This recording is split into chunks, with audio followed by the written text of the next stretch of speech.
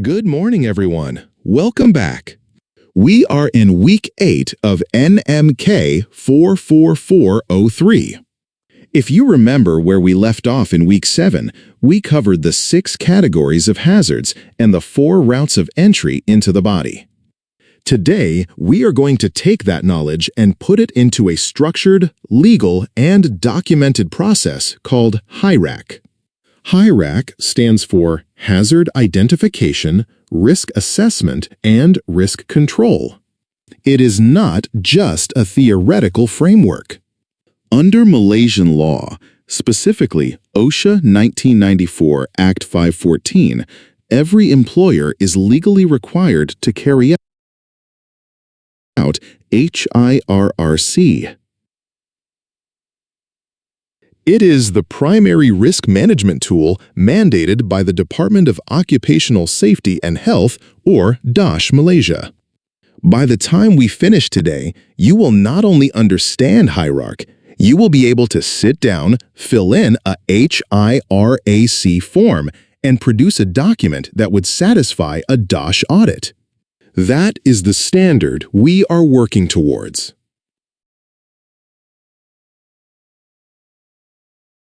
Objective 1. Define HIRAR and explain its legal basis under OSHA 1994 and MS 1722. You need to know why this process exists and what legislation backs it up. Objective 2. Apply Step 1, Hazard Identification, using systematic workplace inspection methods. You need to know how to find hazards, not just name them. Objective 3. Conduct Step 2, Risk Assessment, using a risk matrix with likelihood and consequence ratings. You need to be able to score a hazard and determine its priority. Objective 4. Select appropriate controls using Step 3, Risk Control, and the hierarchy of controls. Not all controls are equal. You need to know which to apply first. Objective 5. Complete a HIRRC documentation form for a real engineering workplace scenario. The form is the legal output of this entire process.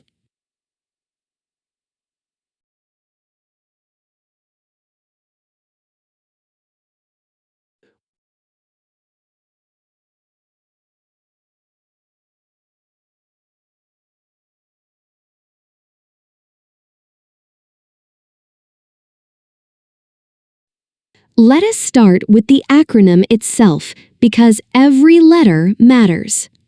Hi, Hazard Identification. This is Step 1. The question is, what could cause harm? You systematically look at every task, every piece of equipment, every material, every person in the workplace, and you list every source of potential harm. Everything. You cannot manage what you have not found. RA, Risk Assessment. This is Step 2. The question is, how bad is it and how likely is it? For each hazard you found in Step 1, you now calculate a risk score using likelihood multiplied by consequence. This gives you a risk level, low, medium, high, or extreme, which tells you how urgently you need to act. RC, Risk Control. This is Step 3. The question is, what do we do about it? You apply controls from the most effective to the least effective, the hierarchy of controls. We will spend considerable time on this because it is the most critical decision point in the entire process. Each step feeds into the next, and the entire process must be documented on the official HIRC form. That form is your legal proof that you have done your duty.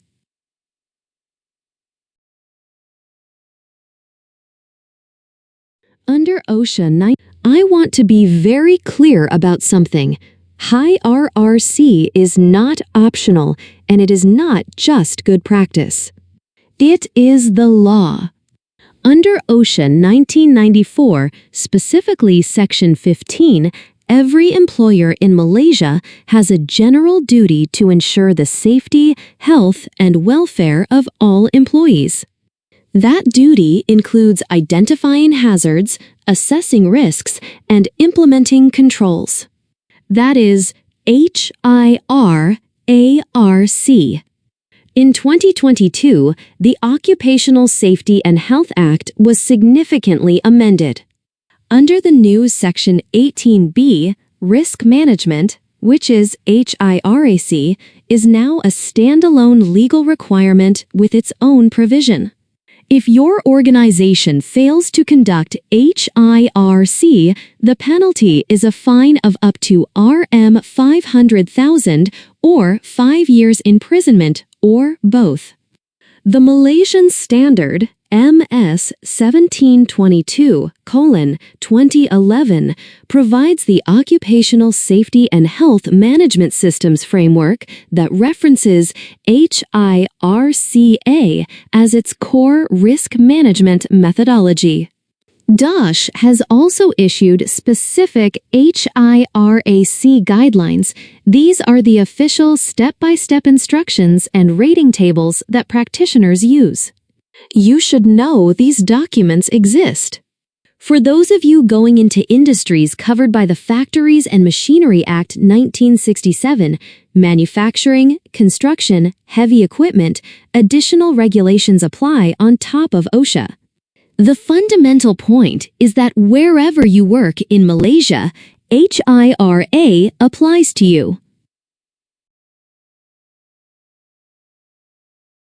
Here are 3 numbers I want you to commit to memory. 4,345. That is the number of workplace accidents reported in Malaysia in 2022, according to DOSH. More than 10 accidents every single day. Most of those involved hazards that were present, known, and uncontrolled.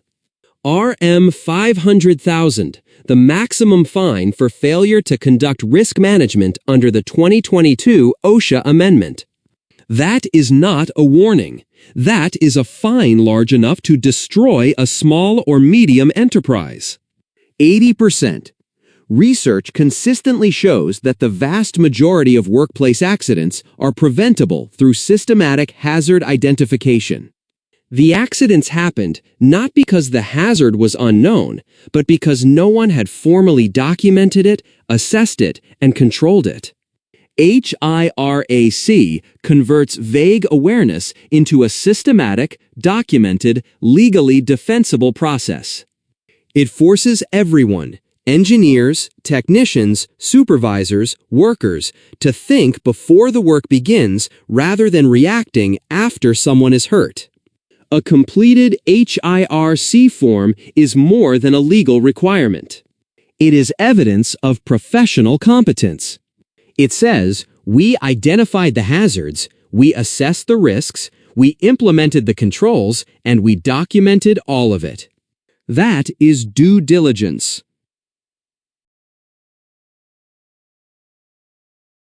Step 1. Hazard identification. You identify hazards through workplace inspections, job safety analysis, incident and near-miss reports, worker consultation, and review of material safety data sheets. The output is a hazard register, a list of every hazard found. Step 2. Risk assessment.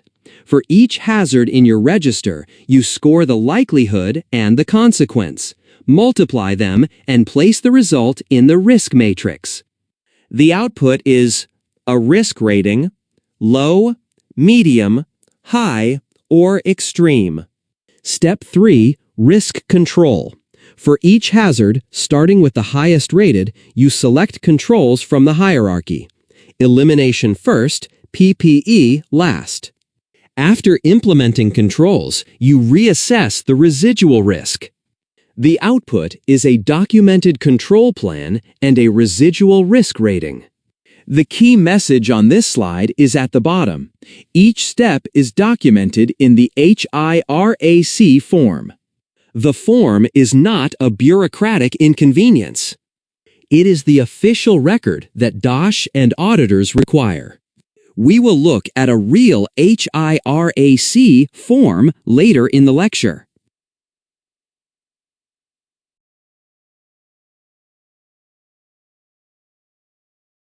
We now move into step 1, hazard identification. This is where the real work begins. Everything that follows in steps 2 and 3 depends entirely on the quality of what you do here. If you miss a hazard in step 1, it will not be assessed in step 2, it will not be controlled in step 3, and it may eventually hurt someone. The question that drives step 1 is simple. What could cause harm? But answering that question systematically, for every task, every piece of equipment, and every person in a complex workplace, requires method. That is what we're going to cover now.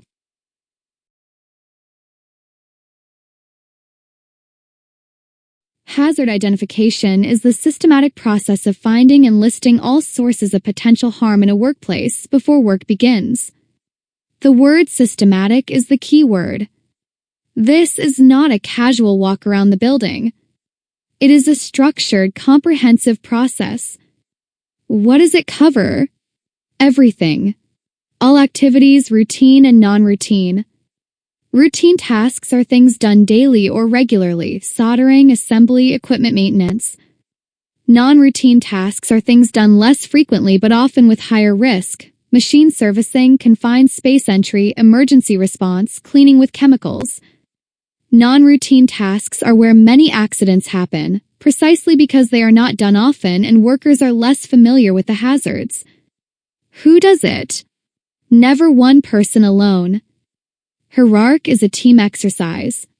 Team must include a safety officer, the line supervisor, and most importantly, the workers who actually perform the task. Those workers have frontline knowledge that no manager or engineer sitting in an office possesses. A HIRARC done without worker input is incomplete by definition. When is it done? Before any new work begins. When new equipment or chemicals are introduced. When processes change. After any accident or near miss. And at minimum once every 12 months as a scheduled review. What does it produce? A hazard register, a documented list of every hazard identified, its location, who is exposed to it, and how frequently. This register is the input to step 2.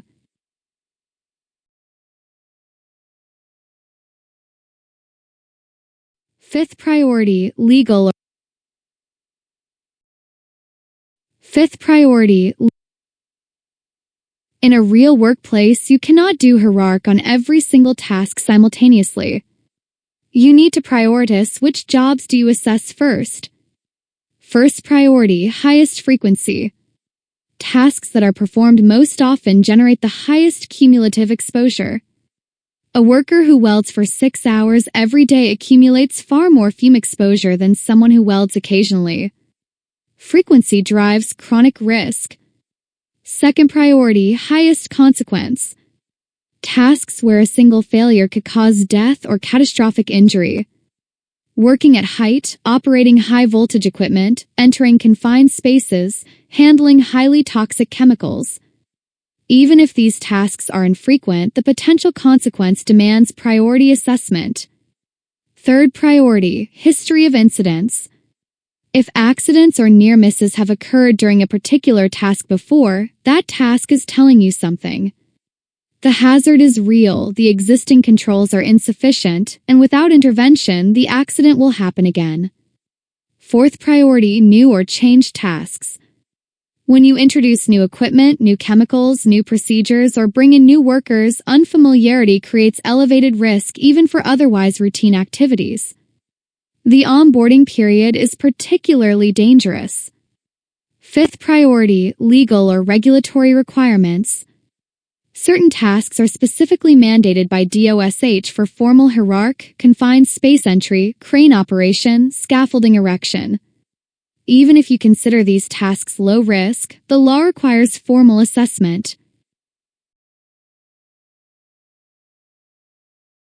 We covered these categories in detail in Week 7, so today we are using them in a new context, as a systematic checklist for hazard identification.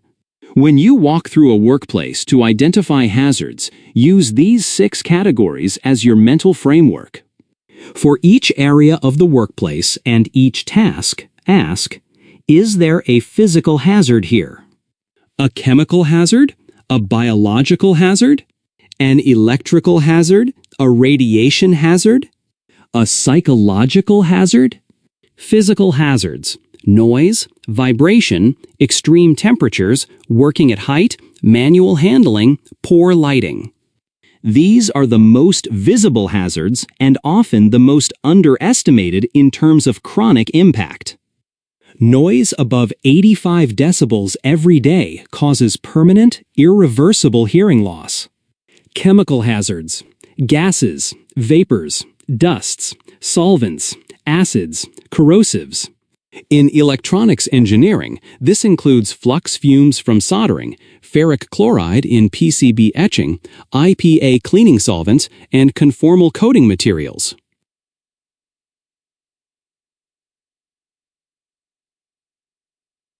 Many of these are invisible and odorless at dangerous concentrations. Biological hazards: bacteria, viruses, mold, bodily fluids, animal and insect vectors. Engineering technologists maintaining air conditioning systems, water treatment plants, or agricultural machinery face biological hazards that are often overlooked. Electrical hazards: shock, arc flash, static discharge, capacitor discharge, faulty wiring. As electronics engineers, this category is especially relevant. Remember that a capacitor in a discharge-looking circuit can still hold enough charge to kill. Ergonomic hazards: I have added this as the 6th category here because it is increasingly recognized by DOSH. Repetitive strain, awkward postures, poorly designed workstations. Production line workers doing repetitive fine motor assembly can develop occupational overuse syndrome over months. Psychological hazards: work-related stress, fatigue, shift work, harassment, burnout. These are the hardest to see and measure, but they are increasingly the leading cause of workplace absenteeism and long-term disability in Malaysia.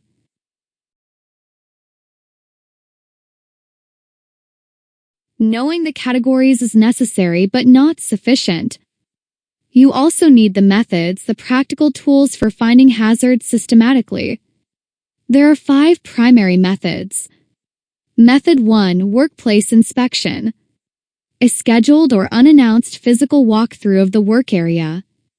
You observe tasks in progress, examine equipment, check material storage, and use a structured checklist. The inspection must be documented with photographs, findings, and corrective action recommendations. Method 2: job safety analysis, or JSA. This is a powerful technique where you break a job down into its sequential steps, and for each step you ask, what could go wrong? What is the hazard? Who is at risk? How severely could they be hurt? The JSA is particularly useful for non-routine, complex, or high-risk tasks where step-by-step analysis is essential. Method 3: incident and near-miss reports. Review all past accident reports, injury records, near-miss reports, and property damage incidents. These are data from reality. They tell you exactly where the hazards are and which controls have failed. A near miss is the same as an accident, except it happened to be fortunate this time. Do not waste the information it provides. Method 4: worker consultation. This is possibly the most underused but most valuable method.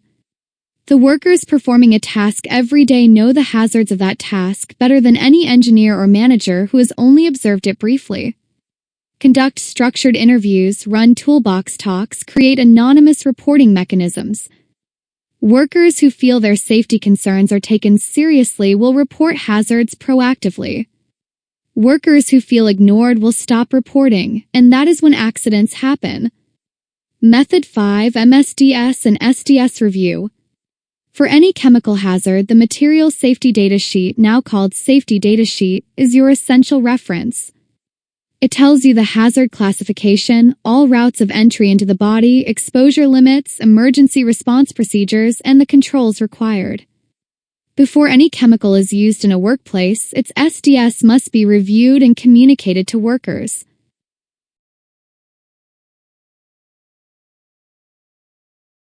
Step 2 is risk assessment. We now have our hazard register from Step 1, a list of all the hazards we have found. The question we need to answer for each one is, how serious is this? How urgently do we need to act?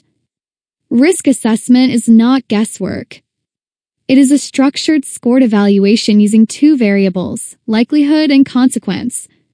Together, they give us a risk rating that tells us exactly where this hazard sits on the priority scale.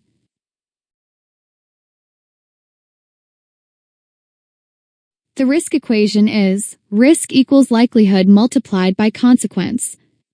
This is the fundamental formula. Let us understand each variable precisely. Likelihood, this is how often the hazard is likely to result in harm. We score it on a scale of 1 to 3. A score of 1 means low, it is unlikely to happen during the lifetime of the task. Controls are adequate, exposure is rare, the hazard is well managed. A score of 2 means medium, it could happen occasionally. Partial controls are in place, but some exposure is expected. A score of 3 means high, it is likely to happen regularly. Few or no controls exist, and workers are frequently exposed to the hazard. Consequence, this is how serious the harm would be if the hazard did cause an incident. Again, we score 1 to 3. A score of 1 means minor, first aid level injury only, no lost time, no permanent health effects. A score of 2 means moderate, medical treatment is required, some temporary disability and lost time, but the effects are reversible. A score of 3 means major, hospitalization, permanent disability, irreversible health effects, or death. When we multiply these two scores, we get a risk rating between 1 and 9. That rating tells us how urgently to act and what level of response is required.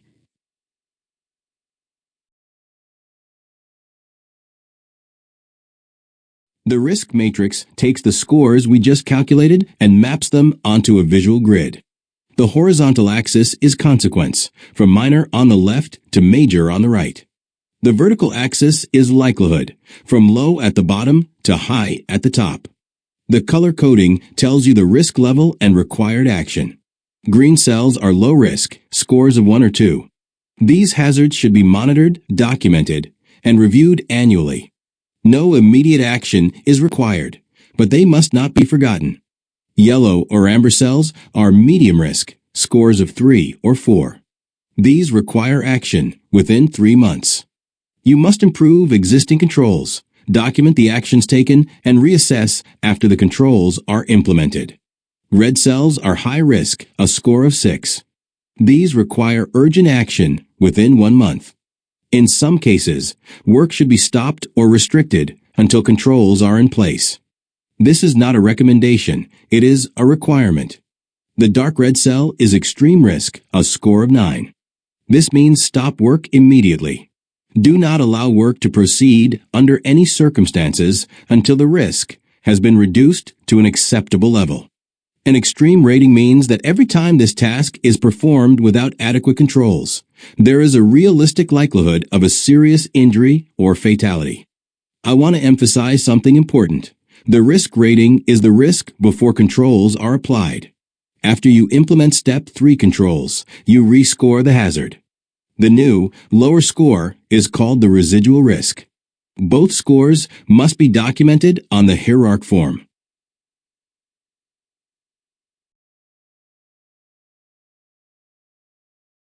Let us now apply the risk matrix to a real scenario. An electronics technician is manually soldering PCBs for 6 hours daily in a small workshop with no ventilation. We have identified 4 hazards. Let us score each one. Hazard 1, flux fume inhalation. Likelihood 3, high, because the task is performed daily and there is no ventilation whatsoever. Consequence 2 moderate, because prolonged daily inhalation of colophony flux fumes causes occupational asthma, which is a serious, potentially permanent respiratory condition. Risk score 3 times 2 equals 6, high. Required action, urgent, within 1 month. Control, installation of local exhaust ventilation. Hazard 2, burns from the soldering iron. Likelihood 2 medium, because burns from soldering irons do happen occasionally even with care. Consequence 1 minor, because the typical result is a first aid level burn to the fingers, painful but not disabling. Risk score 2 times 1 equals 2, low. Required action, monitor, ensure a safe tool rest is provided and that the worker uses it. Hazard 3, eye strain from the magnifier lighting. Likelihood 3, high, because the worker performs this daily. Consequence 1 minor, because temporary eye strain does not cause permanent damage at the intensities involved. Risk score 3 times 1 equals 3, medium. Action within 3 months. Improve the lighting specification at the workstation. Hazard 4, repetitive strain injury to the wrist and fingers from 6 hours of fine motor soldering work. Likelihood 2 medium, because the cumulative exposure is significant but not immediate. Consequence 2 moderate, because tendinitis and occupational overuse syndrome cause real lost time and temporary disability. Risk score 2 times 2 equals 4, medium. Action within 3 months. Implement job rotation, introduce micro breaks, assess workstation ergonomics. Notice what this exercise has done. We have taken a vague statement, soldering is dangerous, and turned it into 4 specific, prioritized, scored hazards, each with a risk level and a required response time. That is the power of HIRARC Step 2.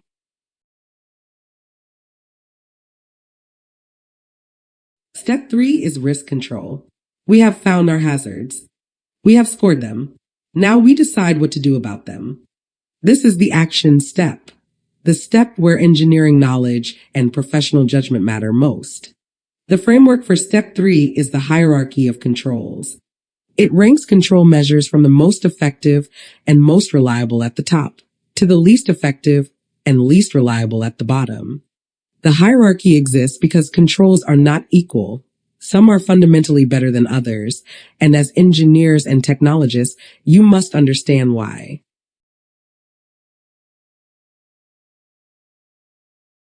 The hierarchy has 5 levels. I want you to know the name of each level, what it means, and critically, why it sits where it sits in the hierarchy. Level 1, elimination. Remove the hazard from the workplace entirely. If the hazard does not exist, it cannot cause harm. Risk equals 0. This is the gold standard, the most effective control it is possible to implement. If you can eliminate a hazard, you must try to do so before considering any other control. Level 2, substitution. Replace the hazardous thing, the material, the process, the equipment with something less dangerous.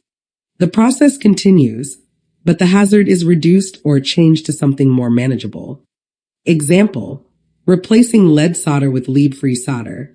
The soldering process continues, but the chronic lead exposure risk is eliminated. Level 3, engineering controls. Physical systems that separate the worker from the hazard.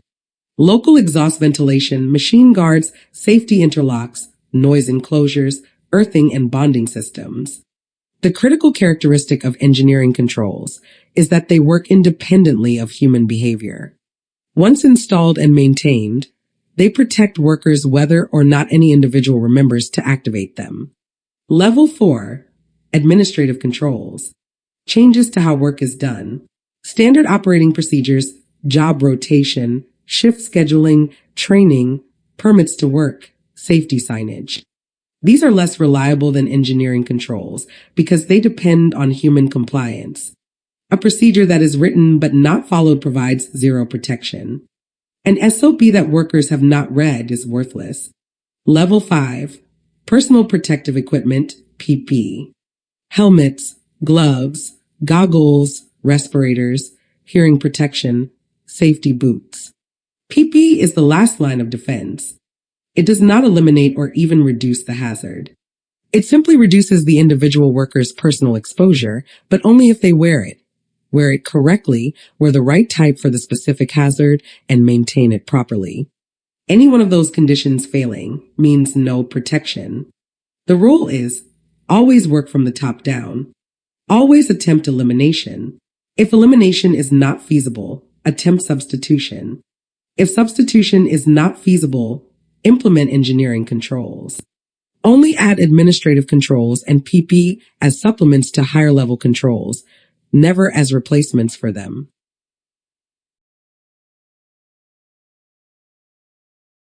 Let us look at the top two levels in more detail.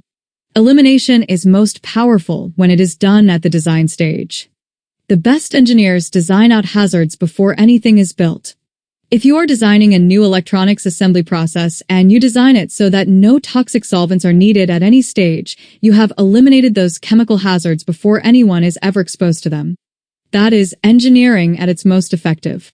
In existing workplaces, elimination might mean decommissioning old machinery that is no longer needed, stopping the use of a hazardous chemical, or changing a process so that a dangerous step is no longer required. Not always possible, but always the first question to ask. Substitution is the next best option. The key principle: the substitute must be genuinely less hazardous than what it replaces. It must not introduce new risks equal to or greater than the original. When the electronics industry moved from solvent-based conformal coatings to water-based alternatives, that was substitution.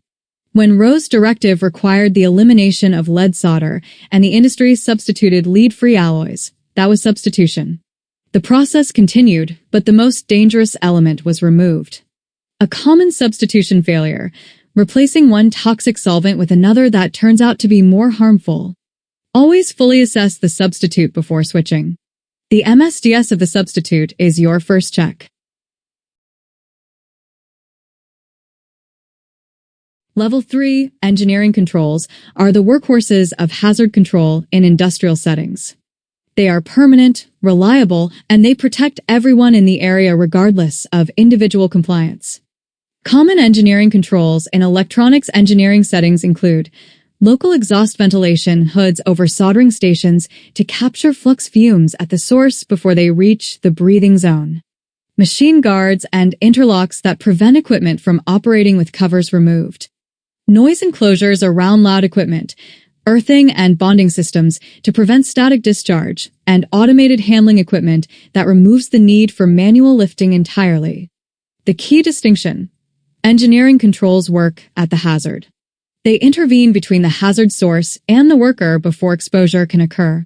This is fundamentally more effective than administrative controls, which intervene at the level of the worker's behavior.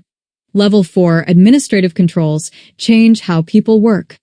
Standard operating procedures, safe work instructions, training programs, job rotation to limit exposure duration, shift scheduling with adequate rest, permit-to-work systems for high-risk activities, safety briefings, and warning signs. Administrative controls reduce exposure. They do not eliminate the hazard. The hazard is still present. If training lapses, if a procedure is not followed, if supervision is absent on a particular day, the control fails and the worker is exposed. This is why administrative controls are always secondary to engineering controls.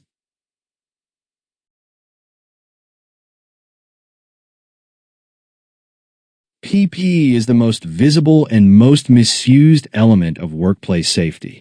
It is ubiquitous. You see safety signs demanding PPE on every construction site, in every laboratory, in every factory. But visibility does not equal effectiveness, and PPE is widely over-relied upon in Malaysian workplaces. The fundamental principle you must internalize is this: PPE does not eliminate the hazard. The hazard remains exactly as dangerous as it was before the PPE was put on. A respirator does not remove fumes from the air. It filters some of them before they reach the worker's airways, but only if the right type of respirator is selected for the specific contaminant, only if it fits properly with no gaps, and only if it is worn for the entire exposure period without removal. The PPE types and their applications. hard hat for falling objects and impact, safety goggles and face shield for chemical splash and projectile risks, earplugs or earmuffs for noise above 85 decibels, N95 or half-face or full-face respirator matched to the specific contaminant, chemical-resistant gloves for liquid and corrosive chemical handling, steel toe cap safety boots, coveralls and high-visibility vests, safety harness and lanyard for work at height. Common PPE failures. Selecting the wrong type. A dust mask does not protect against organic vapors and will not protect a worker soldering in an unventilated room. Poor fit, particularly around the face seal of a respirator. Inconsistent wear. Removing the respirator when the work feels less intense. Failure to inspect and maintain. A cracked face shield or an expired filter cartridge provides no protection. And false confidence. A worker wearing PPE may take risks they would not take without it. PPE must always supplement higher-level controls. If your hazard control plan relies on PPE as the primary or only control for a significant hazard, your plan is inadequate and you're not in compliance with OSHA 1994.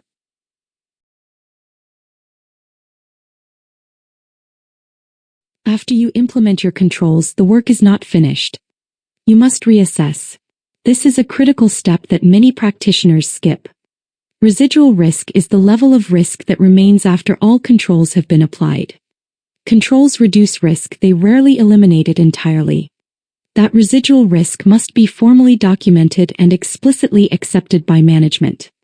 Management must understand what residual risk they are accepting when they sign off on a HIRARC form. The reassessment process is straightforward. Rescore the hazard using the same risk matrix. Apply the new likelihood and consequence scores that reflect the changed situation with controls in place. If the residual risk is still high or extreme, your controls are insufficient and you need to add more before the work proceeds. When must you reassess the full HIRARC? After any accident or near miss. When new equipment, chemicals, or processes are introduced. When the number of workers or their exposure pattern changes, for example, extending shift hours or changing work locations. And at minimum, once every 12 months as a mandatory scheduled review. The final point on this slide is the most important. A HIRARC form that is completed once and filed in a drawer is not compliance. It is a liability. A stale HIRARC that no longer reflects current conditions can actually be used against you in a legal proceeding to show that you knew about the hazards but failed to keep your controls current. A HIRARC is a living document. It must breathe, it must be updated, it must be reviewed.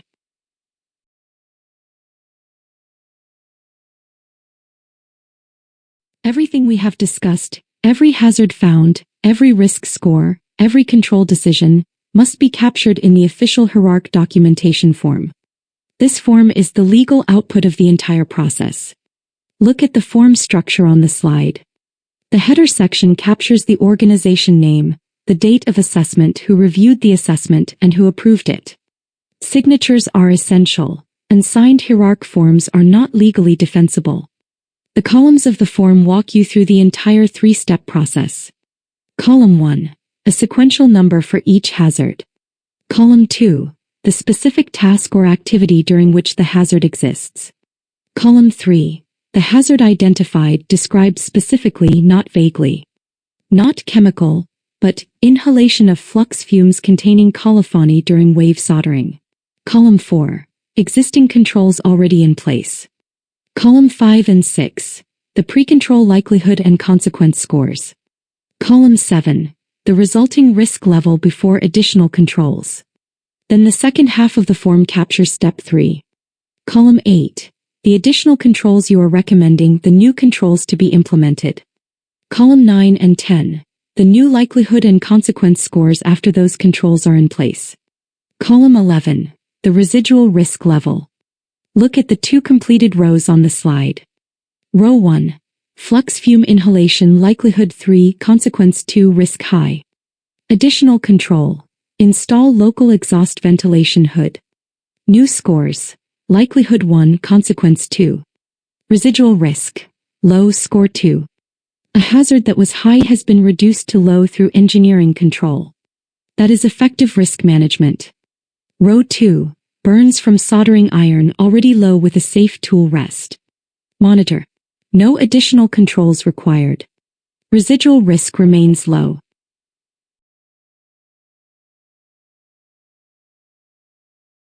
Let us look at a real-world case that illustrates what happens when HIRARC is not done, and what a proper HIRARC process achieves when it is done correctly. Scenario: 3 workers in a wave soldering line at an electronics assembly plant in Penang develop respiratory symptoms over a period of 6 months: persistent cough, shortness of breath, wheezing. DISH receives a complaint and conducts an unannounced inspection. When the inspector asks for the HIRARC documentation, there is none. No HIRARC has ever been completed for this production line. The maximum fine is applied. When HIRARC was subsequently conducted, these were the hazards found. In Step 1, flux fume inhalation with no ventilation. Lead solder being used. This was a facility that had not transitioned to lead-free. Conveyor noise measured at 92 decibels, well above the 85 decibel action level. Repetitive manual loading of components, and poorly lit inspection stations. In Step 2, the top 3 hazards, fumes, lead, and noise, all scored high with a rating of 6. These are not borderline cases. These are clear, urgent, serious risks that required immediate action. Step 3 produced the following controls. Local exhaust ventilation hoods were installed at every soldering station. The facility transitioned to lead-free solder, achieving full RoHS compliance. A noise enclosure was installed around the conveyor and ear protection was added as a supplementary control. Job rotation and wrist supports were introduced for the ergonomic hazard. And workstation lighting was upgraded to 500 lux LED fixtures. The outcome: post-HIRARC, all 5 hazards were reassessed and residual risk was reduced to low. The 3 affected workers received medical treatment and recovered. On the subsequent DOSH inspection, the facility was compliant. The fine would have been avoided entirely if the original HIRARC had been done before production began.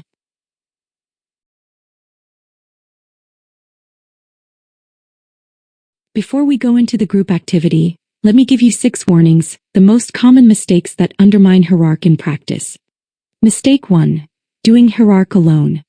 Always use a team. Workers know the hazards of their tasks better than anyone else. A HIRARC done by one person in an office is incomplete by definition. Mistake 2. Listing hazards too broadly. Chemicals are dangerous is not a hazard identification. Inhalation of flux fumes containing colophony during hand soldering, causing occupational asthma, is a hazard identification. Be specific. Vague hazard descriptions produce vague controls. Mistake 3. Only assessing routine tasks.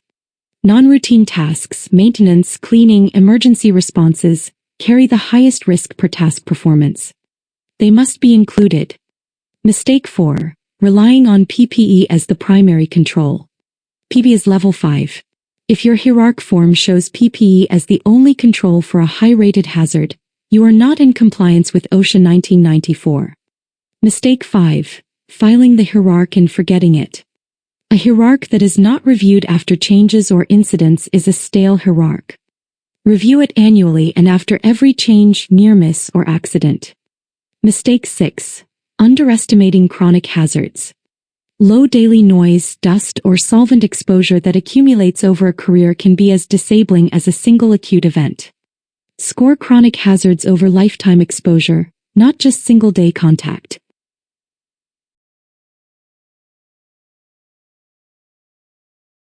Now it is your turn. This is a group activity. You have 20 minutes. Please get into groups of 4. I will give you the signal to start. The scenario is this. Unimap Electronics Engineering Lab, PCB etching station. 4 students and 1 lab technician are conducting a 3-hour PCB fabrication session. The process involves ferric chloride etching, followed by water rinsing, followed by air drying. The workspace is the main undergraduate electronics lab. Your group has 4 tasks. Task 1, which is Step 1. Identify at least 5 hazards present in this lab session. Use all 6 hazard categories as your checklist. For each hazard, state the category, the specific source of the hazard, and who is exposed to it. Task 2, which is Step 2. Score each hazard using the risk matrix. Assign a likelihood rating from 1 to 3 and a consequence rating from 1 to 3. Calculate the risk level. Identify which hazard is your top priority for control. Task 3, which is step 3. For each hazard, propose at least one control at the highest feasible level of the hierarchy of controls. For your highest risk hazard specifically, write a sentence explaining why PPE alone would be insufficient as the primary control. Task 4, your output. Complete the HIRARC table in the template on the course portal. Be ready to present your top hazard and the control you have chosen to the class in 5 minutes after the activity ends.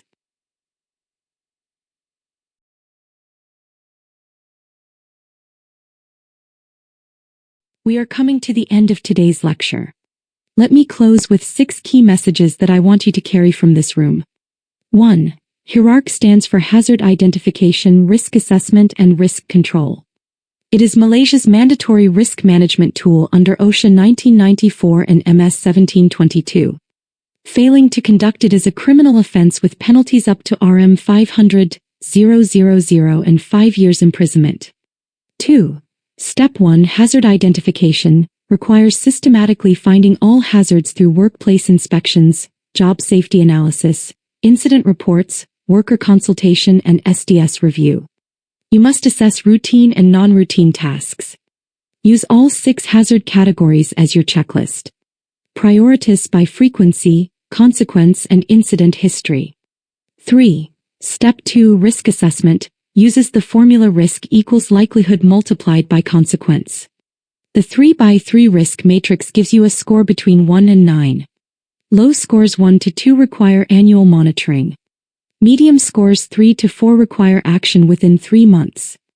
High scores of 6 require urgent action within 1 month. Extreme score of 9 requires immediate work stoppage.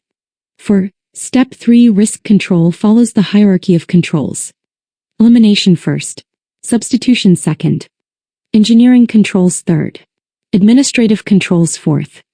PB fifth and last.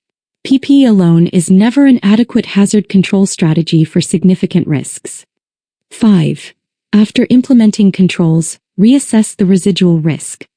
Document everything on the HIRARC form with dates and signatures. Review the form at least annually and after every incident, near miss, or workplace change. HIRARC is a living document, not a one-time exercise. 6. As graduating electronic engineering technologists, you will be the qualified persons conducting HIRARC in your organizations. Employers will rely on your competence. Workers will rely on your thoroughness. The law will hold you accountable. This is not academic knowledge, it is professional responsibility that begins on day 1 of your career. Next week we are in week 10, Risk Assessment in Depth. We will explore qualitative versus quantitative risk assessment methods, safety management systems and safety culture principles. These concepts extend what we have covered today into broader organizational frameworks. Thank you. Are there any questions before we close?